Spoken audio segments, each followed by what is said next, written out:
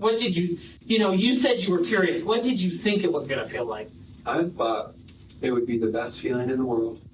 And you said you didn't feel much of anything. Excitement. Oh, that's right. Okay. But other than that, no. While most people are content with Halloween's playful spookiness, there are some who turn it into a license for madness and chaos. Things always don't go well when some people take Halloween costumes as a tool to get away from their sins. I know you said that did you say the jumpsuit? You said it kind of reminded you of violence because it came from the Halloween movie? Yeah, it was Karen the brand. Yeah, it's a jumpsuit. On March 1st, 2021, investigators found the mutilated remains of 69-year-old Warren Barnes in Colorado. The dismembered remains were found near the Grand Avenue footbridge near Crosby Avenue. It's right here. Oh, you see it? Yeah. Because there's an arm. Oh, shit. Hey. There's an arm. Let's search ever. There's an arm, there's another arm. Okay, hold on. Do some pictures. Start right now. There's another one.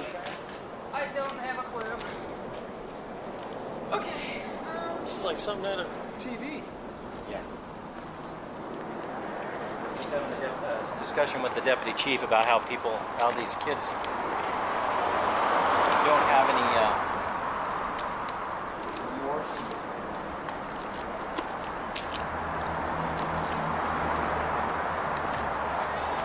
Right, here's a leg. So that could be the upper arm or a leg. Well, there's three. There, and there. Pieces down there, A gruesome crime like this was beyond comprehension. It seemed like something right from the movies, as the investigators pointed out. Warren was supposedly homeless, yet quite popular in downtown Grand Junction, Colorado, as he was often seen sitting in a chair reading books behind a bridal shop owned by Monique Winati. Unfortunately, Warren was mercilessly murdered on February 27, 2021. How do you know Warren? I own Monique's Bridal downtown, and I give him a chair to sit and read his books. Is it a homeless gentleman? He's not homeless. He stays in a place. He pays for a room. He works for a company that does just like temp agency, and they were the ones that actually contacted me because he's never missed work, and they know that he sits behind my shop. So When was the last time you saw him? Saturday, 5 o'clock. I said, I'll see you tomorrow, Warren, and he was like, okay, meaning he planned on coming down on Sunday, and then he did not show up. How did the detectives find the crime scene? Well, it was based on the information given by a 19-year-old in an interrogation room of the Mesa County Sheriff's Office in Colorado on the same day. I hope I'm being cooperative. Oh, you're doing great. No use. So you could have just walked over here. I could have. It's no use trying to deceive the So if that's north, that'd be east, so it's more on the west side of Crosby. It is the west side. And you threw... What all did you throw while you were there? I mean, how many pieces am I looking for? There are two pieces of arm. This section and this section. Okay. Just in this general area. I couldn't say where they are. Under Broadway at Crosby. By the river. Yeah, by the I don't know if these will help, guys. Oh, yeah. No, thank you. Yeah, we already got it. Okay.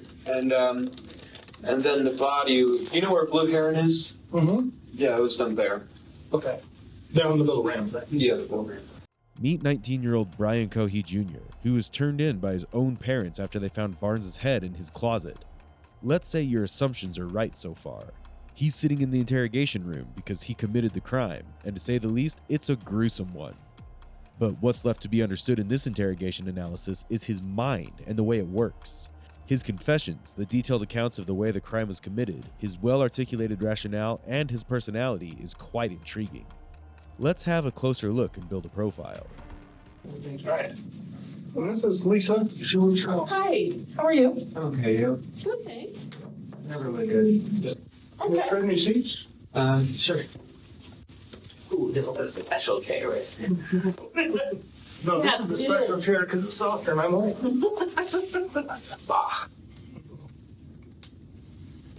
So, we never met, have we? No. How do you spell your last name? You want my full name or my last name? Your full name, good. Thomas Cohee, C-O-H-E-E, Junior or the second, whichever one. Okay.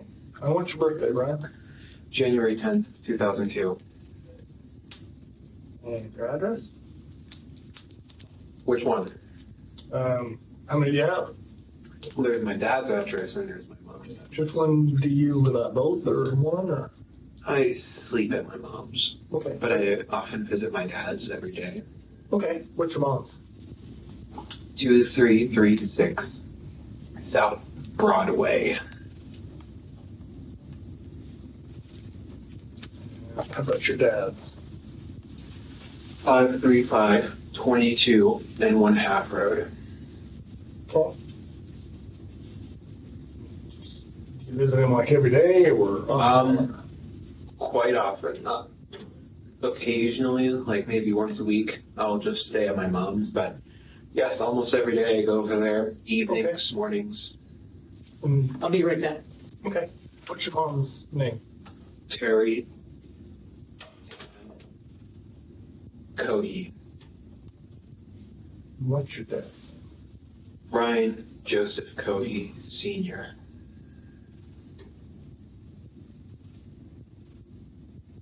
Joseph? Yeah. And do you have a Not on me. cell phone? Mm-hmm. What? Samsung, Android. Samsung. Is it like a Verizon or something else? Is it like Oh, it's an Verizon? A10E. What? The phone model is A10E. Okay. Do you know who your provider is though? Like Verizon? AT&T. AT&T? And how did you get here? I murdered someone. Okay. Brian's calm and relaxed behavior, even in the face of being caught, suggests emotional detachment and a lack of anxiety. He uses a significant level of social skill and charm to establish a good rapport with a detective. This manipulative technique is not so rare among murderers. What catches the attention is his straightforward admission to murdering someone without any hesitation. The most concerning observation is the apparent absence of empathy and remorse. Brian's willingness to casually admit to taking someone's life without any display of remorse or concern for the victim's suffering is a hallmark of a disturbed psyche. Does this sound familiar? Well, hold on as we proceed. Can we go back over, I didn't quite understand the dates or what ended up to the body. You said you tried, but it didn't work out. Let's go back What do you over want to that. know? Just start back at the beginning and go slow and tell me as many details as you can remember. So, because I mean, Murray going to jail for the 15 years probably, I have no idea. because We're at the beginning. it's murder. I mean, I'm going to jail for Okay, 20, but so I figure, why fight it? okay. Um, So what's important to me is to learn as much about you and what you did and as I can. well, As many details as you can give me, the better. I drive a 2007 Ford 500, Okay. and I keep a small 18-inch bat in there for self-defense, and a large kitchen knife in the glove box, both for self-defense, because I don't really trust anyone, or really any part of this town, so that's why I have both. And, let's see, yeah, it was the night of February 27th. It was a full moon. And I figured, I can see so well, why not drive out? And I am in a bad state of mind at that time. I have major depressive disorder, so I am not thinking, shall I say, positively. Okay. And I'm cruising around for an hour and a half. So I fill up on gas halfway through, and I'm eventually driving underneath the bridge near the sheriff's office. You know, like how... Oh yeah, go ahead. Thank you. And Brian, before you start, you say you have a major depressive disorder. I'm just curious what those are. Well, actually, I have several. I have high-functioning Asperger's. Okay. I have ADHD Uh-huh. and major depressive disorder. Okay. Major depressive, so you were wondering what that last one is? Yeah, I know what they are. I was curious, what the exact diagnosis was, and who diagnosed them? It was Brett Phillips from Lotus Counseling. He, Brett Phillips from which counseling? Lotus Counseling. It was, I want to say, years ago. Okay. And he said, looks like you have major depressive disorder. I could be wrong. He could have not formally diagnosed me, but that's what he told me I have. So that's what I go by. Okay. So let's just say this is the office, right? And this is the parking lot. Take a turn, and here is the bridge. That one. And it was right here. Okay. I mean, So the bridge right here on Graham? yeah, the one. I'm bad with words. I'm just. Brian's peculiar response during the interrogation raises several noteworthy points. Instead of being anxious or remorseful, his laid-back attitude suggests a profound disconnect from the gravity of his crime, possibly indicating a distorted perspective on the severity of his actions. What's more intriguing is Brian's immediate mention of the weapons he possesses and their connections to the murder when asked about himself. Most teenagers would typically discuss their education or hobbies. This directly hints at the fixation on violence and the way he wanted to be perceived. Brian also mentions having mental health concerns during the interrogation. While it is too early to directly link these concerns to the murder, it is a noteworthy admission. This might help investigators to understand the complexity of Brian's mind better. So we were at the bridge? Yes, I was at the bridge. I was cruising. So, there was a road underneath, right? Uh-huh. Under the overpass. And I was driving along, and I see a shape here on the railway track. So I'm like, oh, interesting. So I go up, and as I'm looking, I see a large thing wrapped in a canvas. Okay. And I'm like, that's a homeless person. So I grab my knife, I put on 3 layers of gloves, because plastic gloves can betray their users because they're so thin. Brian's intention to choose a homeless victim while driving through the city is concerning. It wasn't just the result of a poor state of mind, as he previously mentioned. Moreover, Brian's plan to use 3 layers of gloves, which was a part of the murder toolkit, is intriguing. This level of detail and preparation implies a high degree of forethought and intent. It suggests that the murder was not impulsive, but rather meticulously planned. The use of multiple layers of gloves also indicates a desire to minimize any physical evidence. So I put on 2, 3 on one hand. I took the knife, I pulled back the canvas, and I stabbed his neck. Okay. He was panicking at first in his old man voice. He was in his 50s. I know why I call him an old man. He was saying, "What are you doing? What are you doing? Why? Ah!" And I just kept on stabbing his neck. Is it okay if I do a demonstration? Oh, yeah. This is him. I was straddled on top of him like this. Okay. And he couldn't fight back. It was actually surprisingly easy. I was barely breaking a sweat. I thought, oh, this guy, he's going to be tough.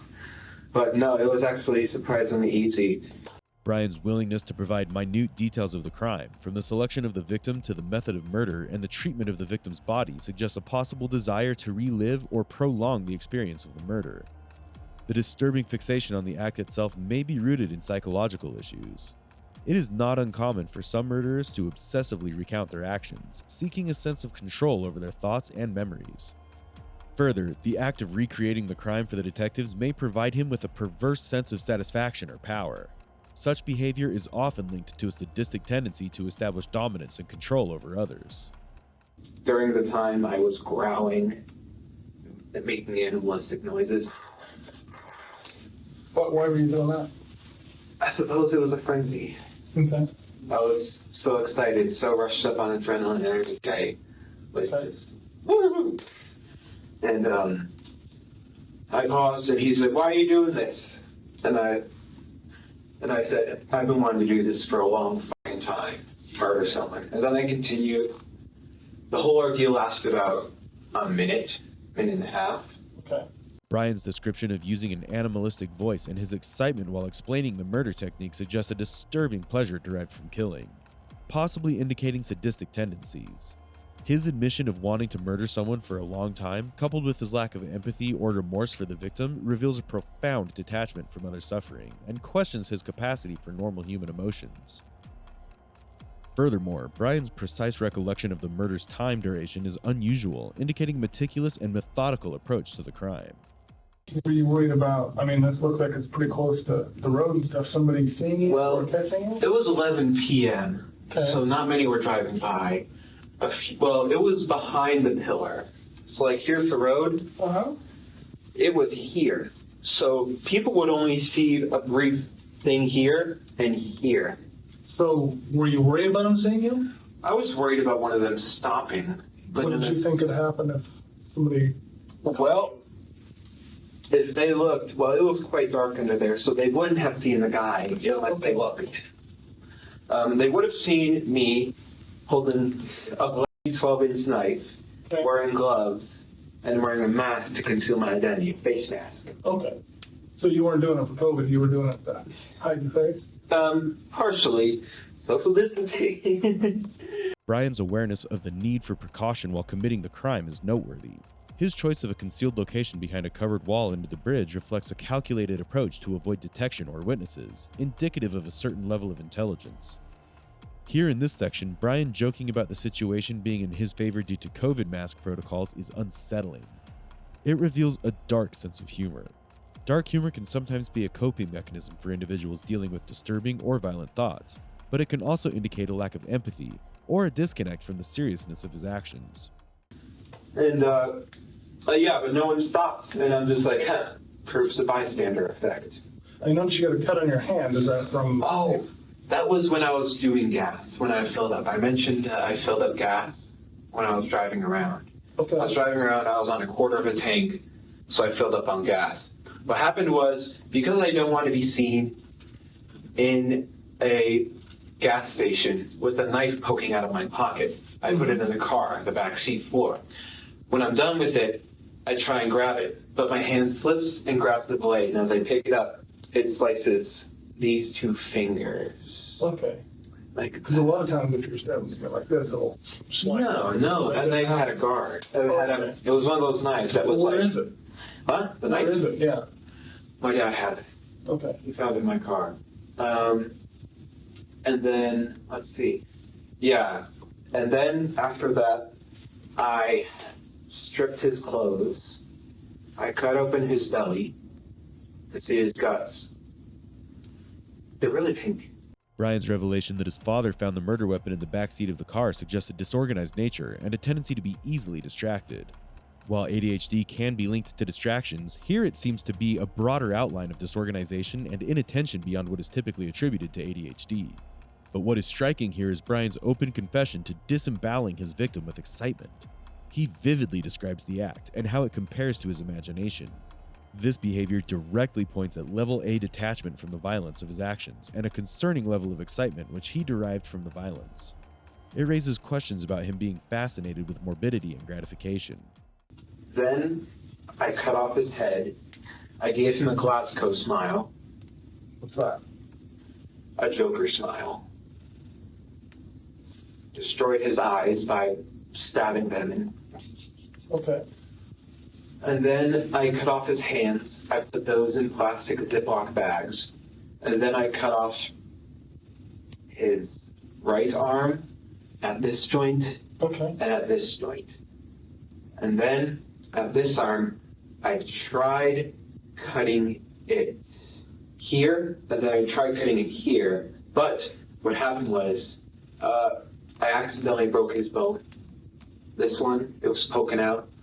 And so I left that one here, partially cut, dismembered here, bone sticking out. And then I left his body there. And then I took the head, put it in a leftover pizza box from the dinner a few nights ago. And then I took the hands, put them in the back, drove home, hid the hands and head in my room.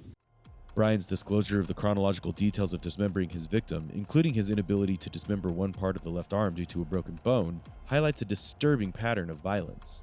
Due to the inconvenience of a broken bone, he was easily distracted and decided to leave the body there. However, what he does next is quite typical of the kind of traits that are apparent in him. This behavior aligns with characteristics commonly associated with individuals who engage in acts of necrophilia or retain body parts as trophies. Clean the knife, throw away the garbage with the blood on it, and then put the blood wasn't stained, it had splatters on it. I put it in the dish, in the washing machine. What did you put in there? I put the outfit I murdered him in the you were wearing, or? Yeah, I was wearing. Okay. In the washing machine, put it on high speed so it would effectively remove the blood. Washed it twice. And then I tried going to sleep, but I was worried that because there was a hole in my gloves right here, I was worried that they would be able to obtain a partial print. So I figured, why not go all the way? I drove back in a different outfit, picked up his body, surprisingly heavy, put it in my trunk, and drove to the Blue Heron drop-off station. Okay. I parked, so it's like this, right? So let's say this is ground. The ramp is quite steep, and you need to have four-wheel drive to pull out of it. Okay. And my car didn't.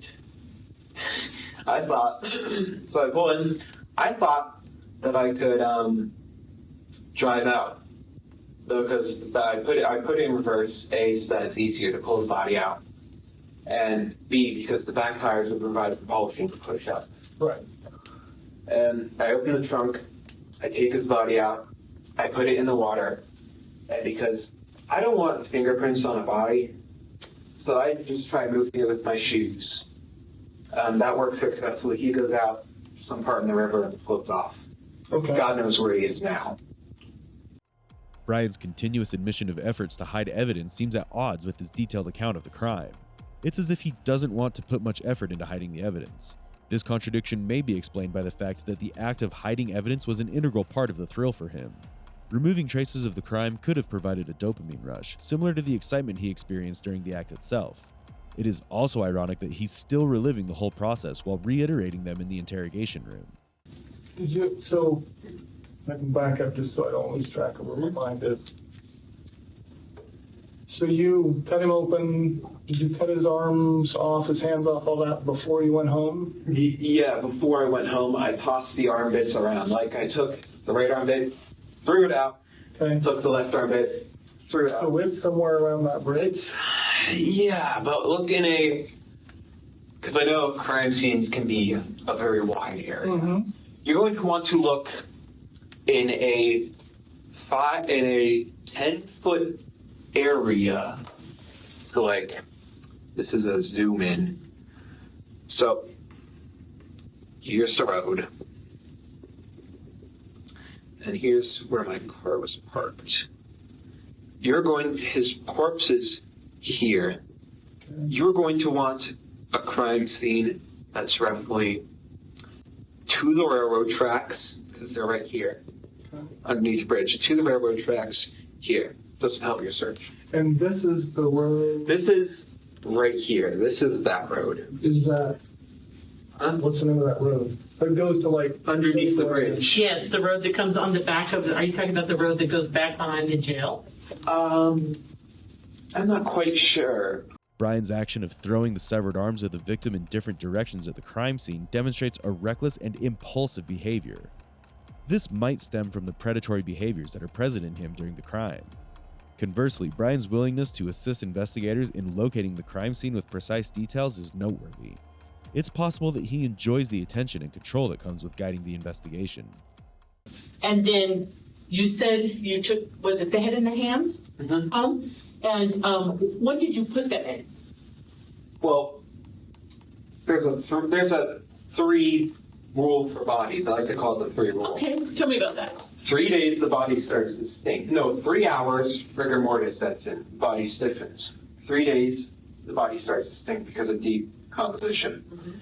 3 weeks, the body is starting to seriously decompose. Right. 3 months, the body is unrecognizable. 3 years, it turns into a skeleton. And may I ask how you know that? I've always had a fascination with forensics and with anatomy and physiology. That's something I made up. Brian's confident body language while explaining the 3 rules for bodies suggests a sense of mastery and control. He appears to relish the feeling of being in charge and leading the conversation. This enjoyment of control may be a source of boosting his ego and providing a sense of power and dominance. Further, Brian's satisfaction when the second detective encourages him to explain where he learned about the rules may be linked to his need for validation. Sharing his knowledge and receiving acknowledgement for it likely heightens his self-esteem and reinforces his sense of importance. A lot of people that we have talked with, They're silent. well, or they're just not as well spoken as you are, to be honest with you. You're very articulate. You're very I articulate. think I'm bad with words. No, I actually think you're really articulate. And you talked about you were just kind of in a bad space that night. It was, yes. Okay. Why were you in a bad space? I didn't take my medicine, and plus for years I was wondering what murder would feel like, because you read shit like Ted Bundy and the Zodiac, they all say murder is the best feeling in the world. So I'm like, I'm going to try that. The second investigator's validation of Brian's need for appreciation and inquiry about his mental state on the night of the murder is significant. Brian's initial response about not taking his medications is a common answer often used to deflect or protect oneself from judgment. However, his subsequent admission of the inspiration behind committing the crime demonstrates a willingness to be open and truthful. How long do you really, honestly think you've been thinking about really at some point you wanted to know what murder felt like?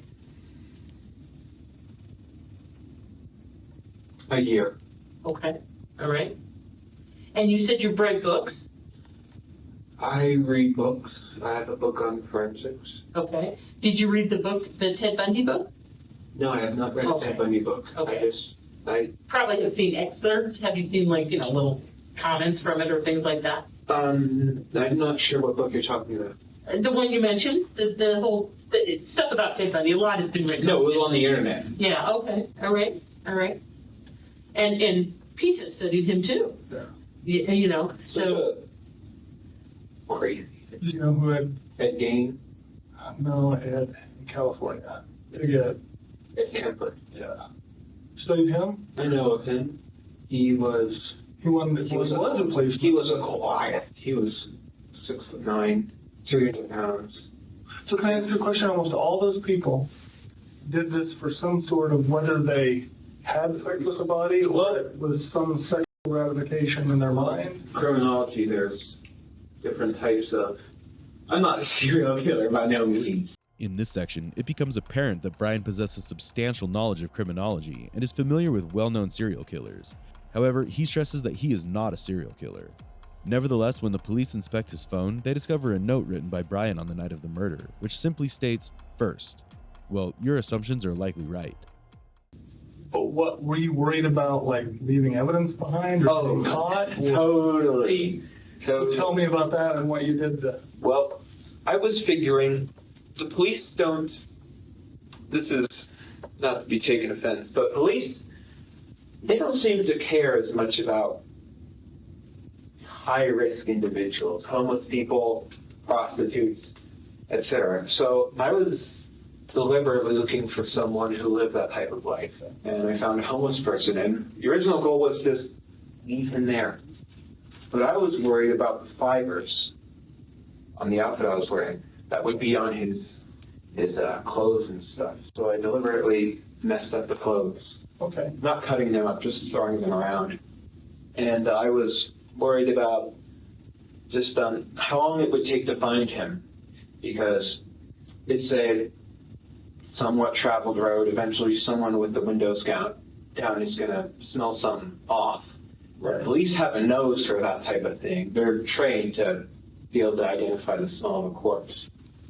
So that's where the river idea came from, because a river will wash away a lot of evidence. Rivers are quite tricky. And obviously that was botched. So how long have you been planning or looking for someone to do this with before you found this guy? About a year? About a year? No, 6 months. So you come close or seen somebody or chickened out or anything in the past? No. I mean, I was looking for a deliberately secluded place like that one. I wouldn't just go up in Clifton and find someone walking down the street and stab them. No, that's too public. Everyone sees that. Well, have you looked like at the homeless places or anything in the past? I have, yes. I would go on night drives often, maybe once every 2 weeks. And I would just peruse the streets. Okay. So before this guy, how close had you come in the past? Not at all. Not at all? You just drive around? And Yeah, look, just try and find you see anybody interesting and No. in your mind thought of a plan? Or? Well, occasionally when you see girls walking down the street, I take a glance at them because it really is like Ed Kemper, where half of me says, well, I'm quite inept with women. I'm being honest, I'm no Casanova. But half of me says, I want to take that girl home and make her feel nice. And the other half of me, it's just like what Ed said, is I want to see what her head looks like on a stick. So occasionally when I'm driving down the road, if I see someone that catches my eye, I'll just like...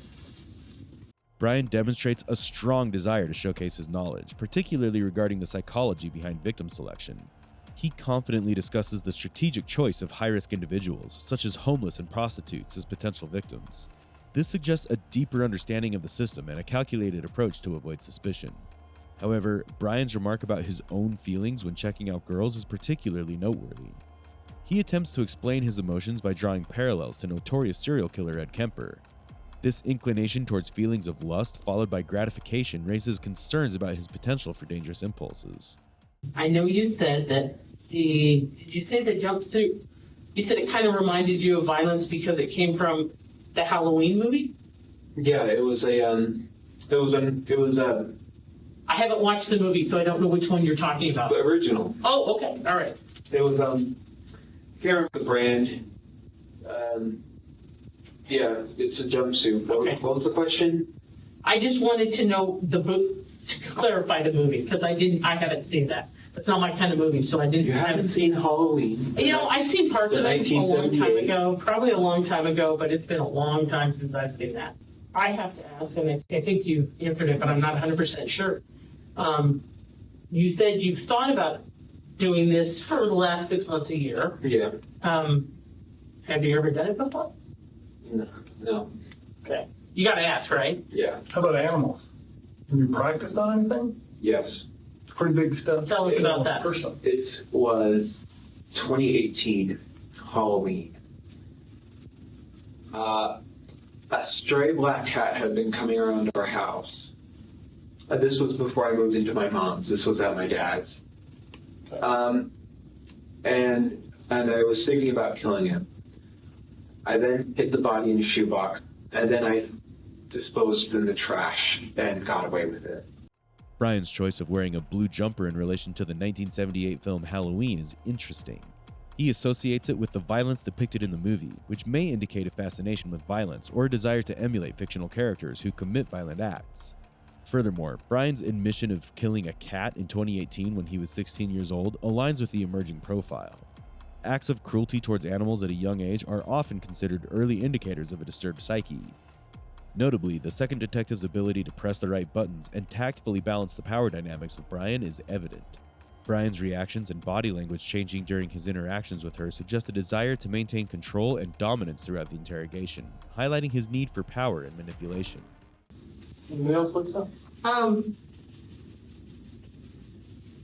No, those are the names that I came across. I do have another question. And I believe I understand you, but I'm just double checking, Brian. Bear with me. Yes. Was anyone with you when you did this, besides yourself? No. Okay. Brian's insistence on his sole involvement in the crime could be indicative of his strong desire to be in the spotlight. It suggests a need for recognition and attention, even in the context of a heinous act. This desire for attention could be a driving force behind his actions and willingness to take full responsibility for them. How do you feel about all this now?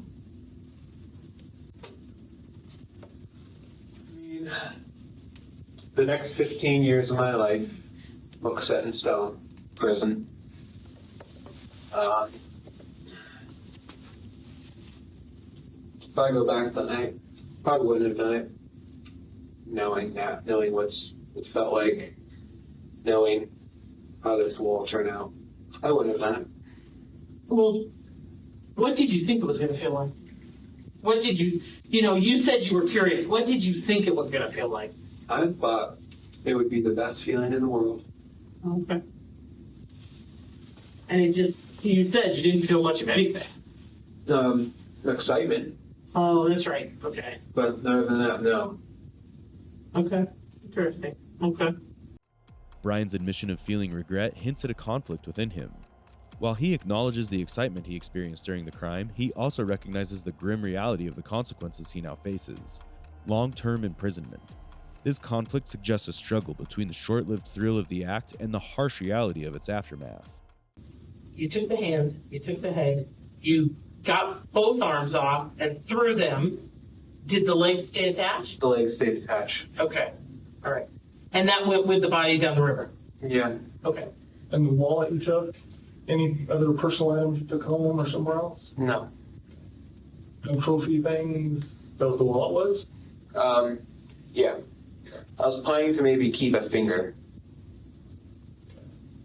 You haven't got that far yet. No. As the interrogation is winding up, Brian throws one last remark that is deeply unsettling. He expresses his regret that he should have kept one finger of his victim instead of the head as a trophy. Since it was smaller, it wouldn't have smelled so much. This statement reveals a dark desire to possess mementos from his crimes, which is a characteristic often associated with serial killers. From the perspective of the Big Five personality traits, psychopathy can be a fascinating subject. It often manifests as a unique blend of low agreeableness and conscientiousness. As we analyze Brian's behavior throughout the interrogation, it becomes apparent that he fits this psychopathic profile quite well and exhibits significant psychopathic tendencies. But here's where the plot thickens and things get murky. Going beyond the surface, we discover that Brian possesses many traits commonly associated with hedonistic serial killers. Now this is where it gets intriguing. Despite the gruesome nature of his crime and his relatively young age, Brian's characteristics align with those of seasoned hedonistic killers. It's a puzzle to wrap our heads around. One possible piece of this complex puzzle lies in Brian's distorted perception of reality and his exposure to the dark corners of the internet, where grim content is readily available. Could this exposure and potential negligence have played a role in shaping his deviant behavior? On January 17, 2023, Brian Cohy's trial began, and he pleaded not guilty by reason of insanity. His defense argued that his diagnosed mental health conditions combined with external stressors had rendered him insane when he committed the crime. In Colorado, legal insanity depends on the inability to distinguish right from wrong due to mental illness or defect. The prosecution countered by highlighting Cohy's premeditation, including months of planning to kill a homeless person, and his efforts to dispose of the victim's body, suggesting an understanding of consequences. For a span of 2 weeks, the courtroom witnessed emotionally intense testimony, with Brian's mother vividly recounting the distressing events from nearly 2 years past when she stumbled upon a decomposing human head concealed in her son's closet.